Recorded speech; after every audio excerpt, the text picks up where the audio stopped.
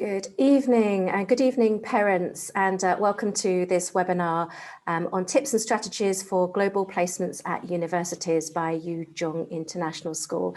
My name is Ruth Benny from Top Schools, and I'm delighted to be welcomed, although we're in different locations, by colleagues from YCIS. We have Nick Strong, YCIS Regional Coordinator for University Guidance. Can you say hello, Nick? Hi there. Hi, Nick. And we have Andrew Finn, YCIS Co-Principal of Secondary. Hi, Andrew. Good evening. Thank you. and excuse me, we have Grace Polling, YCIS University Guidance Officer Coordinator.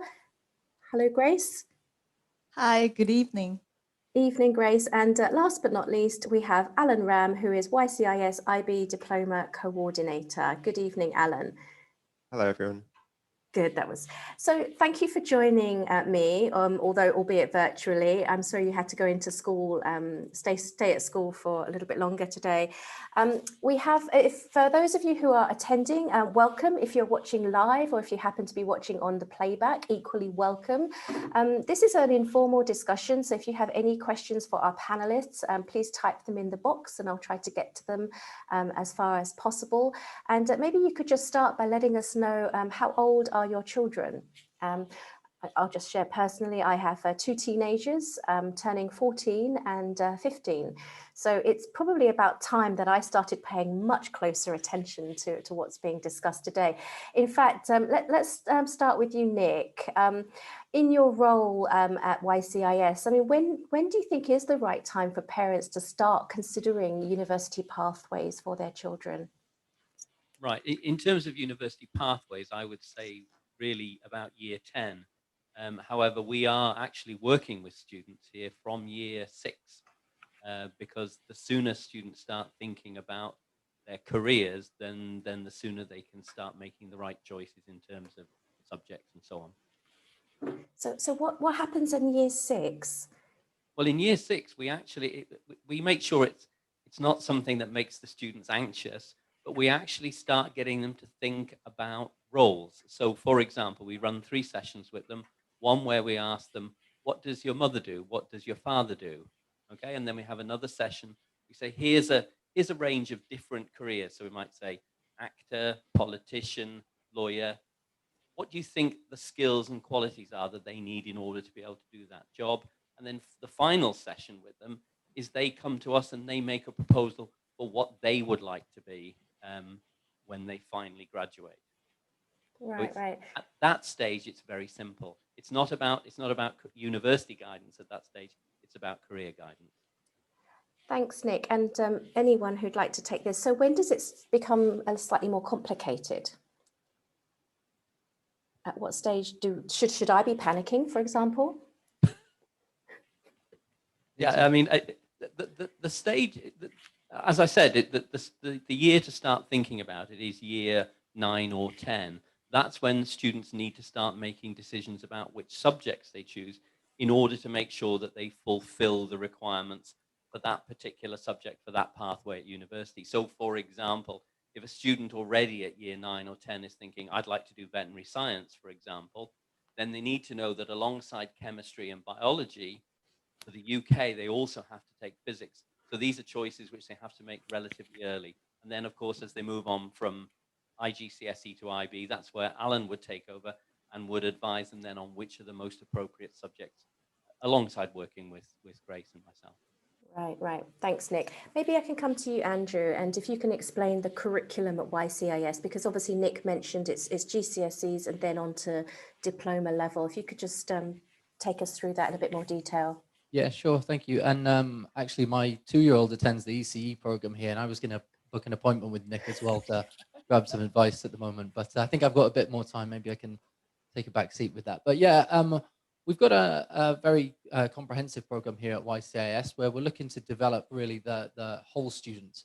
And I believe the way that we've designed the curriculum, a bespoke curriculum in year 7 and 8 and 9, following the IGCSE curriculum in year 9 and 10, and then the IB diploma program in year 12 and 13 really prepares the students for that pathway onto university, but also prepares them later on in life for them to be lifelong learners. So I think that it's a very good journey that they go on. the bespoke curriculum in Year 9 really allows us to develop our learning communities and provide the students with a range of different vehicles for them to learn. Project-based learning, we have a lot of activities with that in Year 7, 8, and 9. We try to keep pushing the inquiry-based learning right the way through, and that works well with the IB as well. So it's what we believe is a very unique pathway that the students take here, but we also believe that it really develops them well. We look to try to develop their character as well, not just their academic ability. And we think that it prepares them very well for the next step that they're going to take and also later life as well.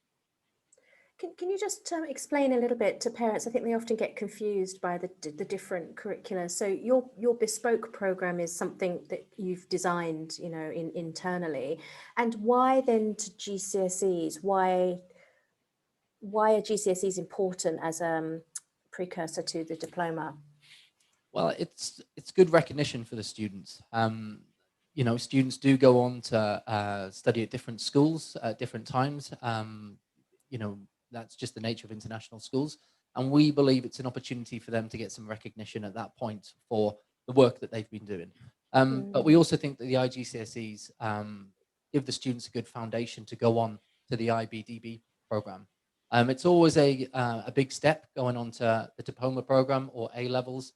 And we believe that that's a really good opportunity for them to develop a solid knowledge base, solid foundation of knowledge.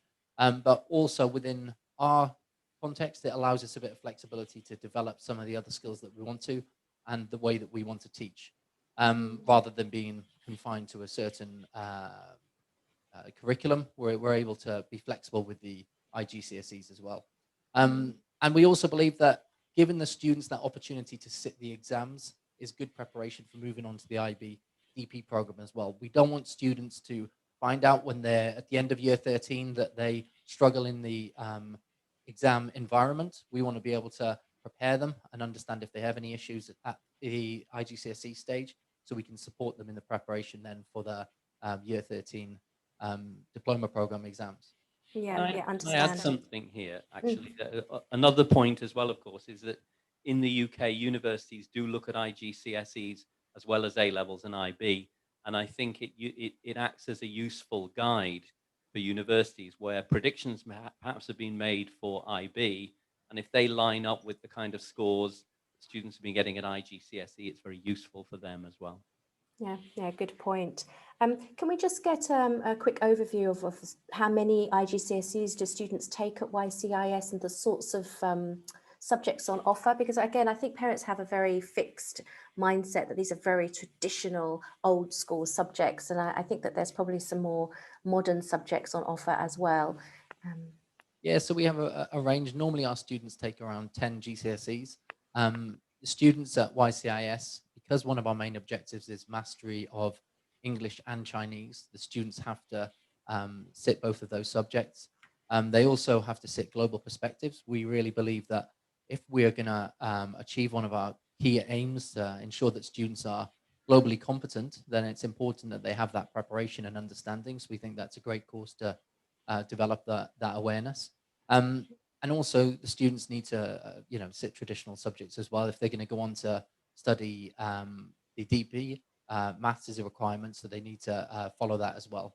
But I'd say one of the things that's really refreshing about YCIS is that we don't have a specific drive to one subject. Some schools in the UK are very focused on your English, maths, and science. Here, if the students have a passion for design technology, if they have a passion for art, for coding, whichever subject it is, we will invest as much time and effort within that subject to ensure the students really enjoy their experience at school and achieve their full potential in whichever subject they're going to be sitting. Right. English, maths and science are mandatory for all, right? Yeah, that's right. Yeah, just checking. Thank you, Andrew. Maybe I can come to you, Alan, because you're the IB Diploma Coordinator. So talk to us a little bit about the transition from GCSEs into the diploma program. Is it a shock? And how do you prepare the children to manage? Yeah, so it is always a jump from any stage like IGCSE to IB. We start the transition process from year 10 and then through year 11. We give the students a lot of information about the different courses that there are in the IB. As Andrew mentioned, I think the Global Perspectives course is a really good preparation for IB. It leads nicely into things like theory of knowledge at the DP. All of our students will have studied English, Chinese, maths, at least one science, at least one humanities, and at least one creative or vocational course at IGCSE. So that really gives them a lot of options. It means going into IB, they will always have things that they can take that further. And Can I for a- ask you? Sorry, Sorry, for Holly. a little extra preparation as well. In the last couple of weeks of the academic year, we normally have moving up weeks where the students move on to the DP and they have a bit of experience then with the course before the summer holiday. Last year, because the exams were cancelled, we had more time to invest in the students. So we developed an internal IB preparation program, which gave the students a month of project-based learning that was preparing them for the mode of learning that was going to be in the IBDP program. We have a question from D-Raj. I presume it's referring to GCSEs since we're talking about that. Slightly outside the scope of what we're discussing, but how do we guide children to choose their subjects for GCSEs? Should it be dependent upon their grades or their interests, or I assume it's a balance? Yeah, it's definitely a balance. We need to ensure that the students are inspired to learn, and there's no point pushing them towards subjects that, inspire us as parents rather than are going to motivate the students. So it's important that we strike that balance. It's important that they understand the journey that they want to take, and that's why we start the program understanding careers from year 6, so the students can understand what they'll need and the paths and directions they'll need to take with their choices. But ultimately, we want to support students to feel passionate about learning and to love learning. And if we are pushing them in a direction that isn't in line with their passions, then this won't be successful. And I think it's interesting to note that 25% of students from Asia who attend Ivy League universities don't finish the course. And I think that's probably got something to do with them not attending the right university or not attending the right course. So that's kind of an indication of what we want to get right, and we want to make sure that the students are following the right GCSEs, the right subjects at DP, and then also attending the right university and course for them. Yeah, I read that statistic recently as well, and I was shocked. Maybe we can come to you, Grace, then. In your role at YCIS, guiding students, I mean, how much?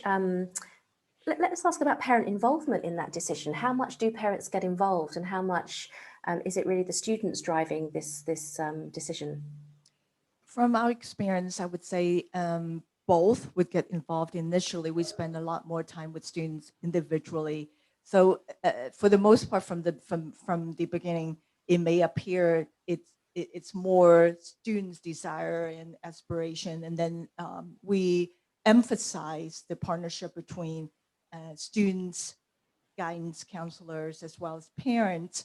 So when we meet with students, whether it's in group sessions or individual session, we do emphasize the fact that there should be some conversation with parents, and parents have our contact information. They're encouraged to communicate with us. So we do get parents involved. Once we find out a little bit more about the students' interests, we oftentimes before the actual application, we would encourage students to go over that with their parents. And the University Guidance Counseling Office offers regular parent meetings to inform parents what's going on so that they have an idea what stage the child is at, so that they can basically facilitate a little bit more specific communication with their students. So it is a partnership type of approach. And do you have stories or interesting anecdotes of slight, conflicts that you've overcome with between students and parents? Yes, well, I do. And it doesn't happen too often, but oftentimes there would be initial maybe disagreement. But I have to say some parents are more open to communicating with their students. I remember a couple years ago when parents expressed her thought about what her daughter should be studying, but my conversation with the daughter seemed to be different.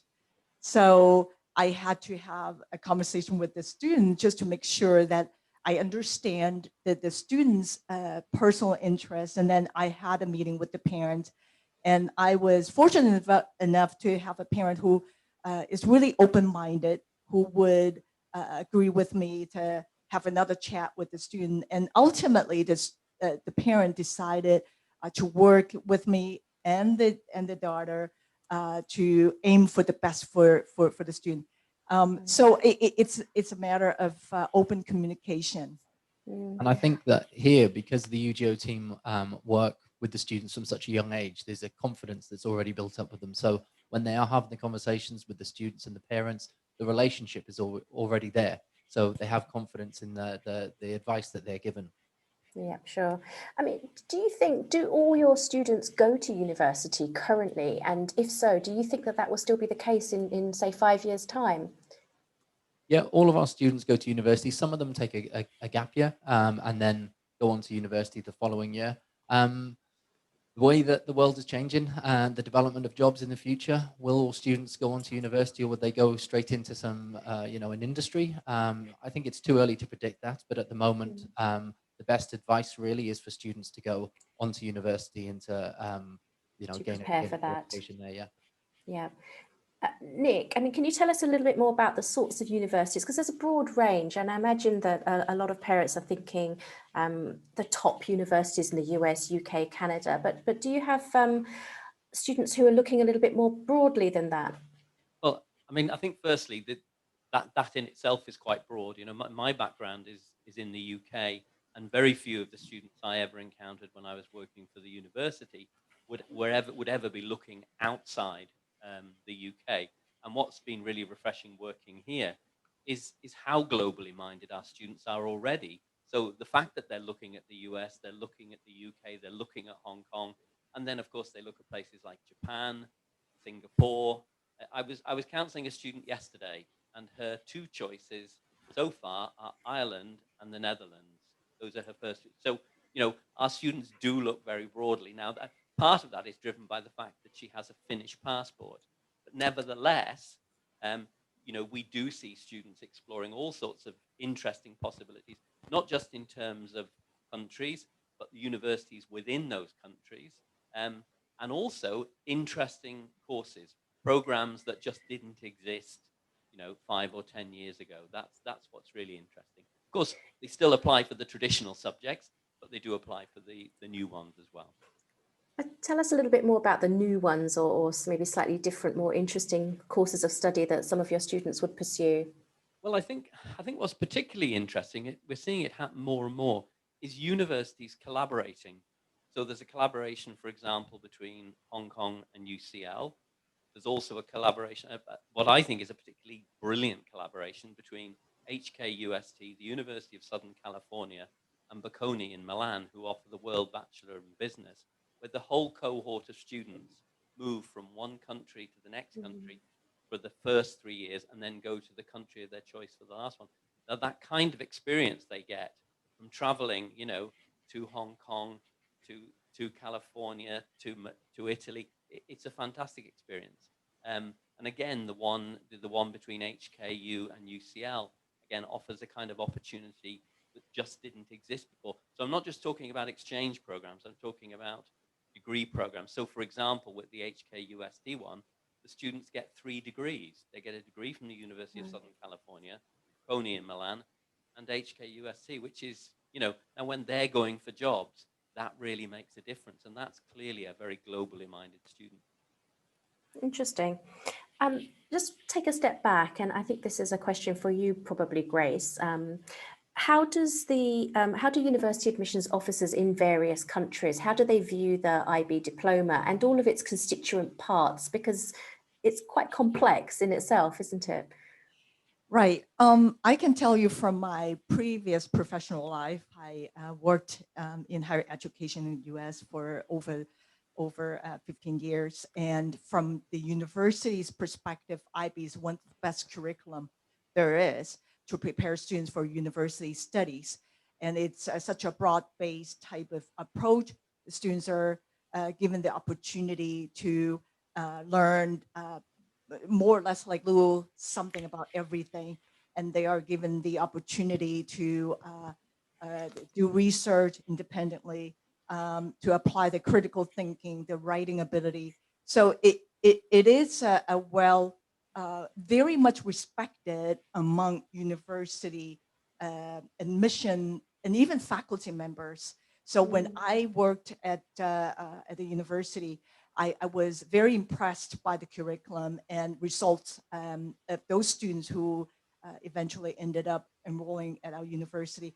And I would say a lot of faculty members would give the same feedback. And after I started here, we have a lot of opportunities visiting with faculty members from various education background, higher education systems. And I haven't yet heard from one person who would have any doubt of the curriculum. So got a lot of strong feedback, and even our alums, generally when they come back, they would say they worked so hard, and it was a very demanding and very rigorous curriculum. But when they came back, they said really helped them. And I kept telling my assigned students that if they survive their IB and if they do successfully, I tell them with full confidence, and I use the word guarantee. I said, I can guarantee you're going to be successful in university. And that's, and all my students have heard me say that. And I, for one, I am a strong believer in IB. Can I also add to that? I mean, I was an admissions selector for 30 years in the UK, and we used to love IB students because they could actually get to university and hit the ground running because they knew how to write an essay because of the extended essay. They were able to make interdisciplinary connections between subjects which students who perhaps studied with a narrower focus, perhaps like A-level, just weren't able to do, and they adapted much better to the university environment than the traditional students did. Having said that, it was our experience that after about 2 years, the A-level students and the B-Techs caught up with them, but nevertheless, it gave them a very good head start. And we did notice that there was a much lower dropout rate from IB students than from other curricula. Yeah, I think if you look at the statistics as well of the amount of students globally taking the IB now, it's just growing year on year extremely quickly.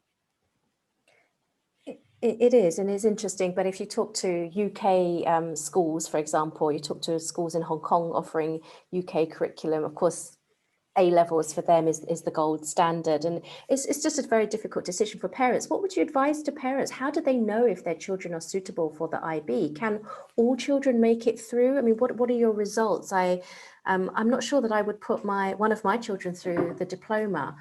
It sounds pretty intense. Yeah, our students achieve well at the diploma. Was it 98% of the students achieved the diploma last year, with 70% of those achieving bilingual diploma, which is a fantastic result. And we also had 2 students that achieved the top score of 45. There's only 300 students globally that achieved 45 last year. And one of them achieved 45 bilingual diploma as well, which only just over 100 students achieved. Just clarify for the parents listening, please, what the bilingual diploma means. So the bilingual diploma means that the students have chosen subjects in 2 languages, and they've achieved over grade 4 in, is that correct, Alan? Yeah, so all students in the IB have to take 2 languages, but quite often a student might take a first language and a second language. If they get a bilingual diploma, it means basically they've got 2 first languages. So we have quite a lot of students who are basically taking both English and Chinese as their first languages, and they can do all of their subjects really. They're at the same level in both subjects. And is that an advantage in university applications? How do they view that? Is it necessary, I suppose, is what I'm trying to ask. It depends on the system. I would say here in Hong Kong, for sure, local universities in Hong Kong wouldn't entertain an applicant who does not have the full IB diploma. But in the US, it may not be as necessary. So it really all depends on the system where students want to apply. Mm-hmm. It's very technical.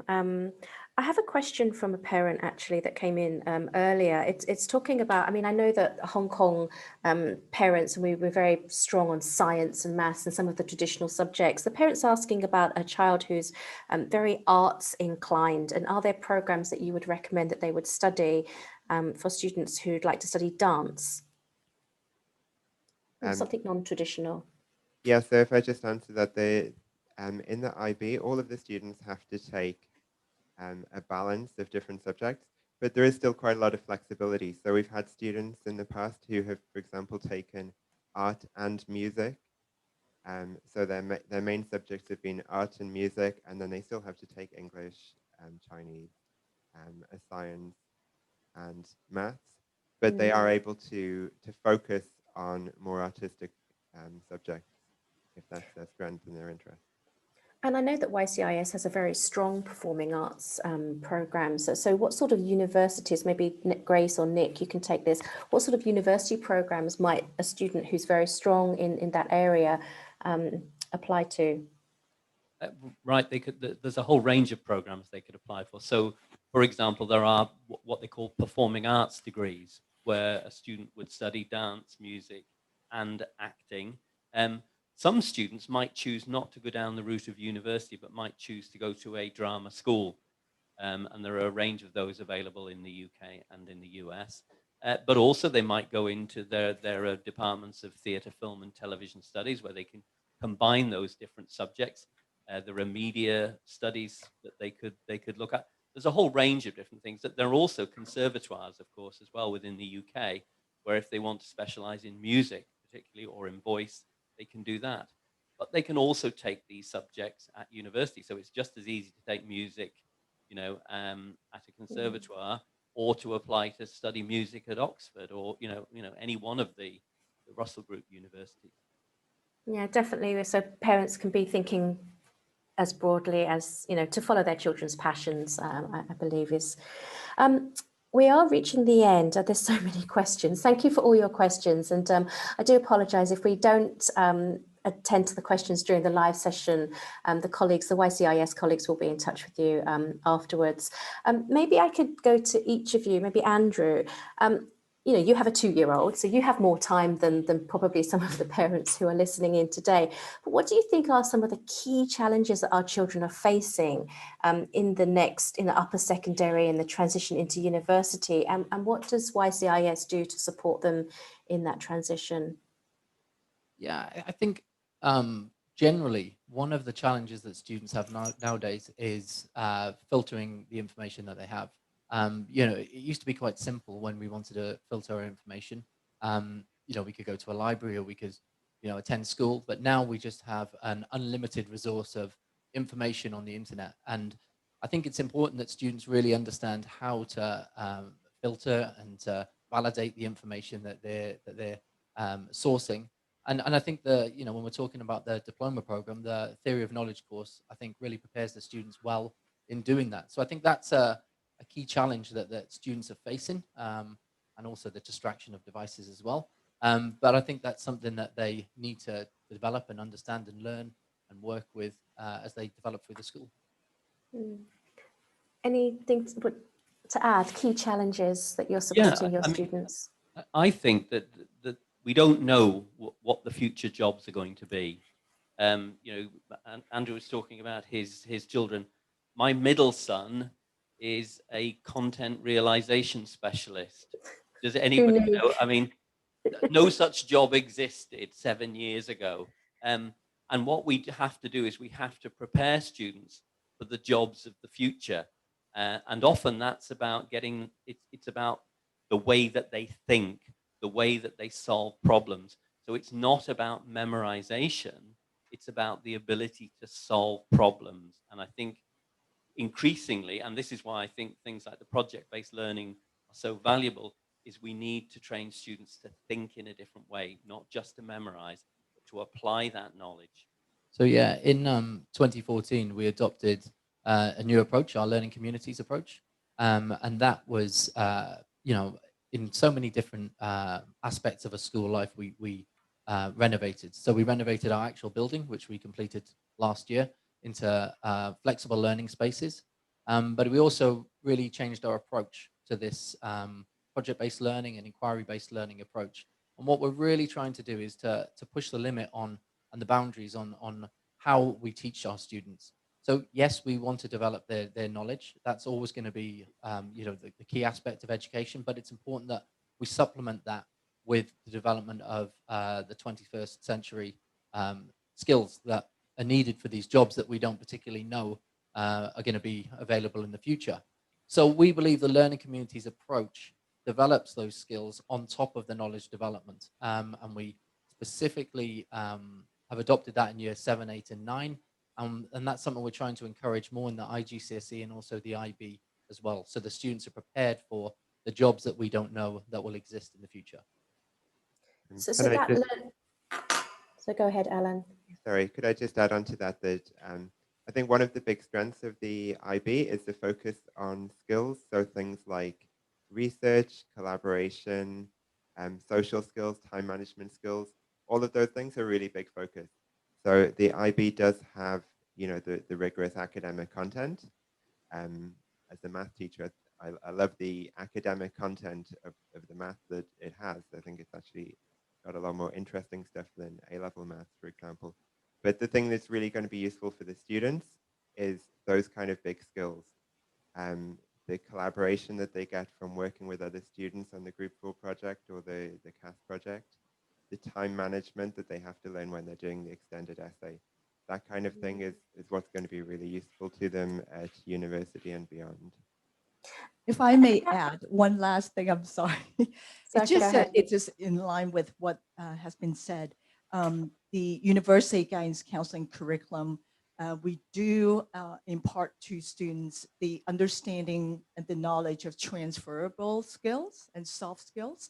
So in our curriculum, by collaborating with teachers, we have activities that we work with younger students to help them identify and recognize the kind of strengths and skills they have or they don't have and how that could impact them in their future. Yeah, I want to follow on from that, and we are nearing the end, and I appreciate all the questions. If you do have questions, please carry on, and we will try to get to them.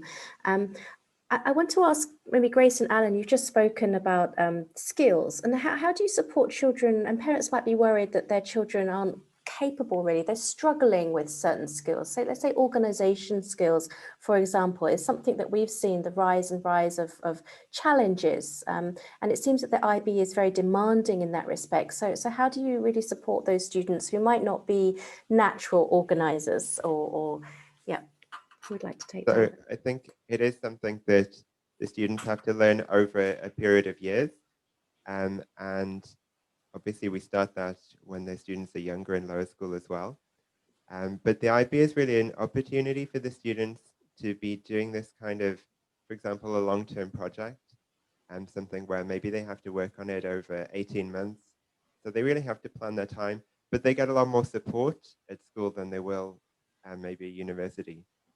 So yeah, they have to manage it themselves, but obviously we're not going to let them fail. We're going to provide them the support. We're going to make sure that, you know, if they are falling behind, then we're going to work with the students, get in touch with the parents and so on if necessary, to make sure that it is a positive experience for them. How do students, this is probably too much of a generalization, but I imagine you have a lot of students entering your school just for the IB diploma program. Correct me if I'm wrong, but then does it depend on where they've come from, what sort of program they've been studying up to that point? Do you notice any differences?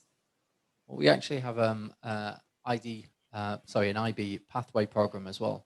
So if students are maybe moving from one school system to another, they can join that in year 11. They can spend the year then transitioning and preparing themselves for the IB program, which we actually find is very successful. We've had a lot of students that have been very positively following that path right the way through to the DP program. Okay, I think we are reaching the end now, so maybe I can just ask parting tips. If you had one tip to impart to a parent of a year 9, a year 10 child, what's your top tip? Nick? Oh, sorry, Andrew, go ahead. No, sorry. I was just going to say that it's all about support. You know, it's really important that we spend some time with our children, that we really understand what motivates them. We really understand how they feel support, and that we just motivate them so that they see learning and they see school, they see education, they see their journey as being a positive aspect of their lives that they can be proud of and that you can really celebrate with them. At YCIS here, we have what we call mountaintops, where we invite parents in at the end of one of our projects, for example, and we look to share the students' learning. We look to celebrate their learning with the parents. So we find that that's a fantastic opportunity to invite the parents in for a positive experience where we can really motivate the students to continue their education journey positively. Yeah, I mean, I think Andrew really has probably said it all, but encouragement. I think encouragement is really important. So when students do well, encourage them. Perhaps a little less nagging would be good as well. And also that dialogue, the dialogue between the student, the parent, and the school and/or the university guidance counselor, so that we can work together towards the same end. I think that's really important. Anything to add, Grace or Alan? Top tips, or they've covered it? I think lifelong learning is a huge thing. It's more and more important. So as adults, the more that we can show students that we're still learning as well, that's really important. And as for me, I think I would encourage parents to have faith in your children and relax a little bit and really encourage students to their kids to explore. And when they told you they wanted to be a bus driver, don't rule them out. It's okay. Have a conversation and ask why bus driver. Just entertain that, even that the thought of being a bus driver. You may find out a little bit something more about your kid, and allow the student to find out a little bit about what it means to be a bus driver. Maybe that would inspire the kid to do something else. Love it, love it. Thank you so much. We have almost reached the end. Andrew, I think you've got some dates and times. If parents are interested in finding more about the YCIS program, do you have those in your head, or would you like me to? Yeah, we've got an information session on the 23rd of February. It's Tuesday, and that's from 4 till 5 o'clock, I believe. We'll put a link in the chat as well, so if you'd like to sign up and attend that, you'd be more than welcome. And we'd like to share a bit more information with you regarding our specific school programs and some of the extracurricular events that we have in school that we're equally as proud of. Yeah, thank you. And we'll post the links out to all of the participants as well. Thank you for attending today, parents. Thank you if you're watching this on playback. And may I thank my panelists, Nick, Andrew, Grace and Alan, the YCIS faculty. Thank you. You can go home and have your dinner now. Thank you very much. Thank you. Thank you very much, and have a good rest of the